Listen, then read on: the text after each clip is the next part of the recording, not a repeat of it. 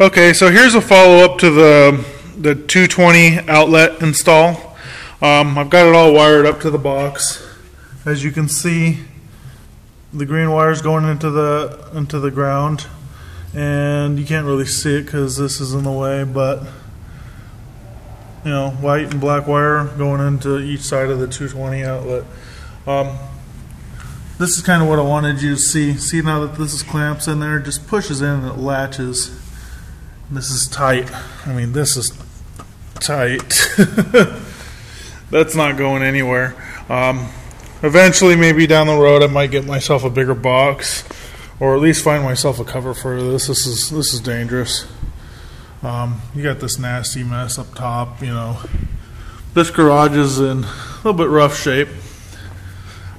This is the reason why I rented the house, though. I'll be perfectly honest. Let me give you I'm going to go stand in the corner and give you a wide view of the garage. This video, I wanted to show you the finished product on that line, but I just also wanted to show you my overall garage and what I'm doing here for those that are a little bit curious. It's 1,300 square feet, and when I came in here, if you look at this area here, you'll see right here, there used to be a wall here. You can see where the board was, and right up along there you can see where it was, and it ran underneath this truss. If you look at this wall, you can actually see right there and right there were walls. This wall was missing when I came in, and it ran all the way down here, and then eventually came across here and met up with this wall. And for whoever took that wall down, and why ever they took it down, I'm going to assume it was due to a roof leak, because this roof leaks over here in this corner. When they took it down, they built this wall. And this was the worst construction I have ever seen in my entire life. So I decided to, rather than trying to repair a really, really horrible job at building that, I decided to just tear down the whole room. I didn't want to have to fix the electrical that was up here for the lights that didn't work in here. I just pulled out the lights and pulled the switch and stuff. Maybe one day I'll install another light there after I deal with that, but I'm not entirely sure. Don't really care at the moment. There's a lot of light in here, and it lights up this area really well. What I am going to do, though, is this outlet right here had some conduit, and it ran along the outside of the wall that was here. And there was 3 other plugs there. They're sitting right here on this table right now. I would like those plugs to be back there. So what I'm going to do is, and this is going to be a project with the welder, I'm going to come in at about 12 feet off this wall, or wherever this beam lines up at. It's the 1, 2, 3rd beam.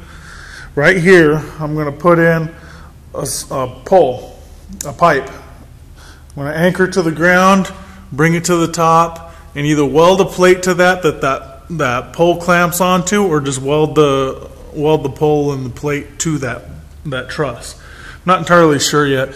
Doesn't need to be super strong. It's not a structural thing. The only reason it's attaching up top is so that it has a little bit better support.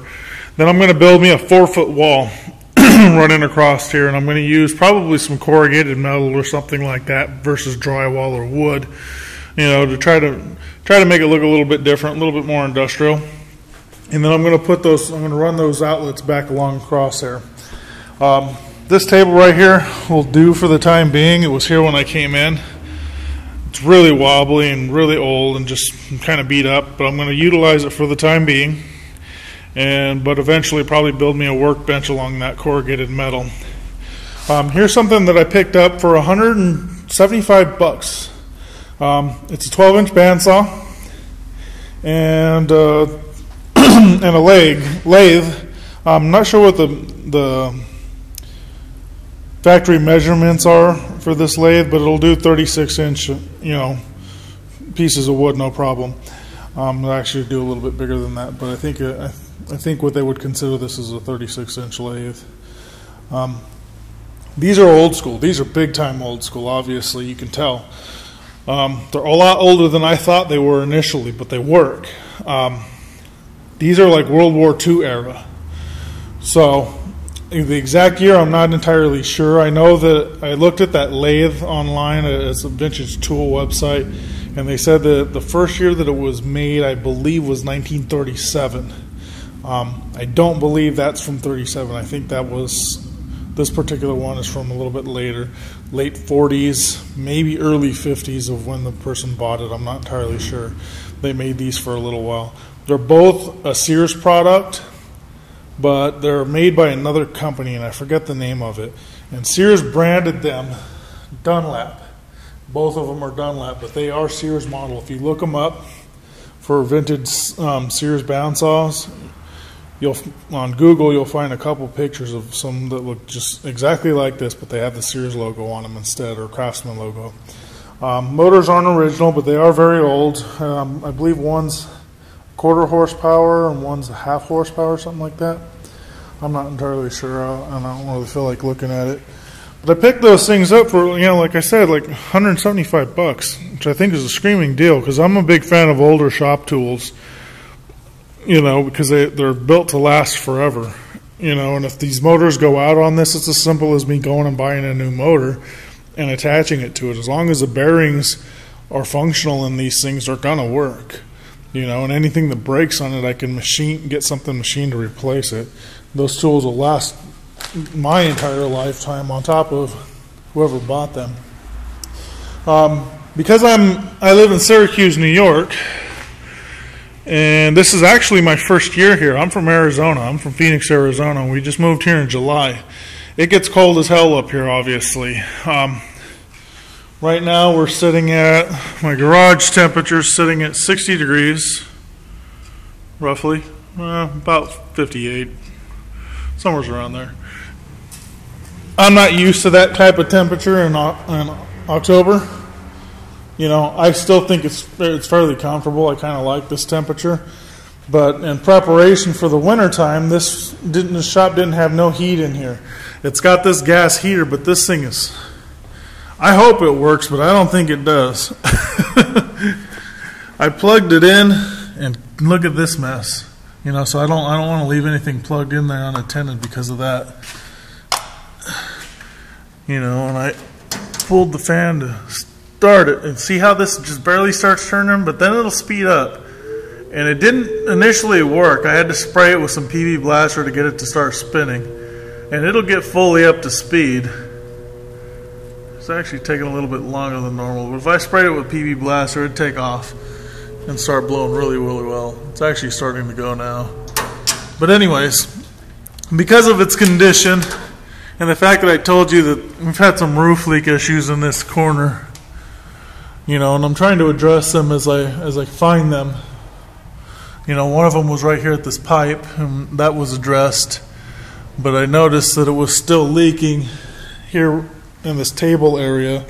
And if you look right here, there's a little puddle on the ground that I'm assuming came from a leak, which would be right here, probably where that nail is. It's hard to tell that that's a nail in here, but that little white spot up there, I'm betting that's where it's leaking. But anyways, I don't really want to start this thing. I'm probably eventually going to pull it down and tear it apart and find out if it's even salvageable, because it would be really nice to put this thing to use, because I'm sure it would heat this garage up really well. That might be one of these projects that I start trying to tackle, as this little wood stove that I installed in here no longer does the job. Right now, the other day I think it was low 40s outside, and it was maintaining 60 degrees in here roughly with this wood stove burning. But I don't like this thing.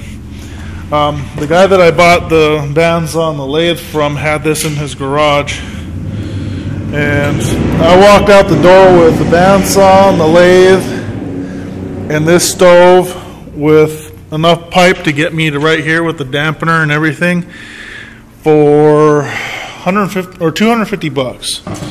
This doesn't have a door on it. I've got to load this through this hole right here, which is, it sucks, you know. Any logs that are, you know, I've got this firewood over here. I can't use any of that. You know, I'm going to need to get a chainsaw and cut most of that crap in half because it's just too long for me to put it inside the stove. You know, and that's why I don't like this thing. I've considered trying to make it bigger. You know, I'll probably have a little bit of leftover. I've got that 3/16 plate steel leaning up against that cabinet over there that I use for my bumper on my truck. I'm going to use a big chunk of that for a welding cart that I'm going to build for this welder. But I was thinking about using the rest of it to try to expand this thing, either to make it taller or to punch out the sides and bring it out maybe about 8 inches on each side, which I'm sure would help. But then I was thinking about it, and I'm like, I could probably score 75 bucks for this thing, or 100 bucks for it on eBay, or not eBay, but Craigslist, and just go out and buy myself another sheet of 3/16 plate steel and just build me a box. You know, build me a legitimately good box and just start fresh and new with something large enough for me to do something with. But I was talking about a welding cart. These are going to be some future videos. This is actually going to be a video I'm going to be working on this weekend, as long as time permits. That's my goal anyways. Here's the drawings and the plans that I'm working on. I know it's kind of hard to see. It's pencil drawn. It's a cart that ends up being 23 inches wide. This is the front side of the cart, so 23. This is 1 inch square tube, 1 inch square tube, 3/4, 1 inch square, and 3/4 inch square. There's enough room on this bottom section. This is where I'm going to put the welder. There's going to be enough room in this bottom section for my iMig 200, my Harbor Freight 90 amp flux core welder, and if I choose to get, you know, a TIG welder, a dedicated TIG welder later on down the road, or a plasma cutter, there'll be enough room down there. I might actually have enough room for both of them depending on the size of those welders. I'm going to put a plate at the top, like I said, with that, and it's going to have about at least 2 inches of overhang for clamps and whatnot, because I don't have a legitimate welding table, so the plan is to double my cart as a welding table. This is the side view. Again, this is a pretty big cart. You know, we're dealing with 34 inches from here to here. This is 1 inch square, 1 inch square, 3/4, 1 inch square, and then the plate's going to come flush with this corner and stick out the front. The reason why it's flush on this corner is because this is where I'm going to put the tank. Not sure if the design's going to stay like this. I do want 10 inches clearance in here, between here and here, solely because I have a 120 cubic foot tank right now, but if business picks up and I start running through this tank of gas a lot quicker than I would hope, then my intention is to start releasing some bigger tanks, and then they'll fit on here.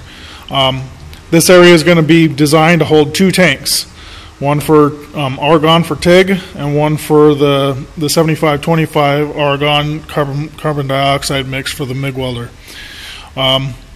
This is about 10 inches from here to here, and it's just a shelf for supplies, wire, stick, you know, my sticks for the stick welder, gloves, helmet, what have you, clamps. The idea is to just have everything all together. I'm going to put some little hooks on there for the leads for the welder and what have you. But that's a plan. I'm going to try working on that this weekend. I'm going to try to wrap it up before Sunday night. So that's probably going to be a project for tomorrow. Today is I just finished wiring up the welder. It actually turns on. See, not that loud. It's about as loud as my 90 amp, maybe a little bit louder.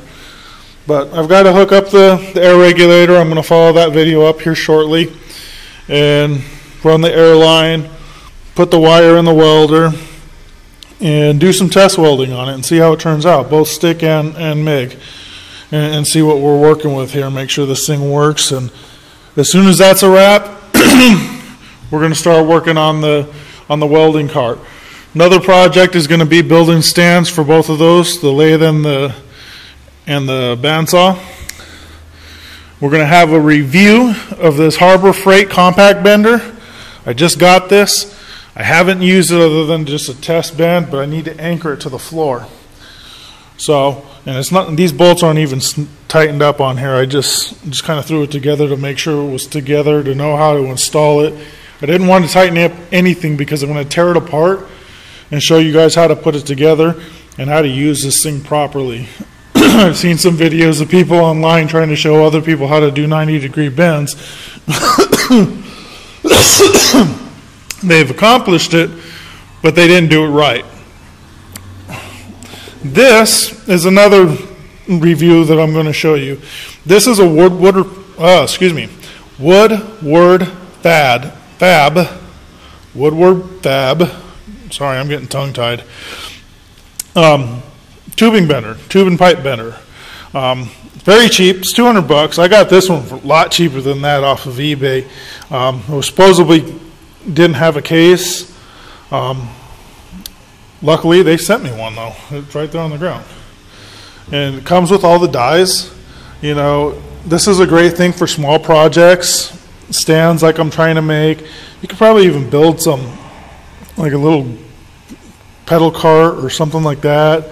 Just, you know, basic stuff. No roll cages or anything like that, but some real basic stuff. It comes with a 3/4 inch die to bend square tubing, a 1-inch die to bend square tubing, and the biggest die for round tubing is 7/8 of an inch, and then it goes all the way down to, I think it's 3/8 of an inch. I have to check up on that, but there'll be a review on that. You know, and that's pretty much it. You know, as I progress in this garage or in the shop and I get things all straightened out, you know, this door over here I've got to repair, and this door over here I've got to do something about, because they're all rotted and falling apart. So, but as I progress in here, I'm going to have some people come in and do some really cool graffiti art to this place, which should be pretty awesome. You know, I'll post videos and keep you guys all up to date, so definitely subscribe. I've got some big plans in the works as far as giving you guys something to watch on YouTube, and hopefully try to get you motivated to do some work of your own. And you know, we're going to have a follow-up video very shortly, same day today, with how well this welder works and if it works at all. You know, I haven't tried it yet. It's Chinese again. Everybody, you know, you go on these welding forums or these, you know, Pirate 4x4 and stuff like that, they crap all over these Chinese welders and the people that are trying to buy them. But the fact of the matter is, there's a lot of us out there that are interested. You know, we don't want to spend $3,000 on a welder if we can avoid it. You know, $1,000 seems a lot better. Or like I paid $700 out the door for this one, shipping and everything included. You know, with a little haggling over the phone. So keep, you know, subscribe, keep posted, watch my page. We're about ready to start uploading tons of videos. So that's it. Have a good day.